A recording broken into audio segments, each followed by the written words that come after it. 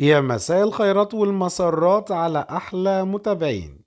حكايتنا النهاردة عن فيلم ممنوع من العرض، فيلم سوري جريء جدا. عاوزين تعرفوا هو فيلم ايه وايه قصته ومين أبطاله وايه تفاصيل الحكاية؟ تعالوا معايا. حكايتنا النهاردة عن فيلم سواقة التاكسي من إنتاج سنة 1989، من إخراج محمد شاهين ومن بطولة النجمة الجميلة هالة شوكت، والنجمة نجمة الإغراء غادة الشمعة وناجي جبر وسلوى نور الدين ونجاح حفيظ.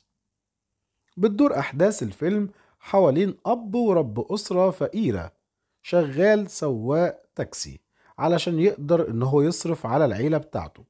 بنته الكبيرة فتاة لها شخصية قوية ومتحررة وبتتدرب على رياضة الكاراتيه. يموت الأب في يوم وتجد الأسرة نفسها بلا عائل، وتضطر البنت الكبيرة إنها تعمل كسائقة تاكسي علشان تعول الأسرة، وده اللي بيعرضها للعديد من المتاعب والمواقف غير التقليدية اللي تدفع بيها في طريق غير تقليدي، وتتصاعد الأحداث في السياق ده.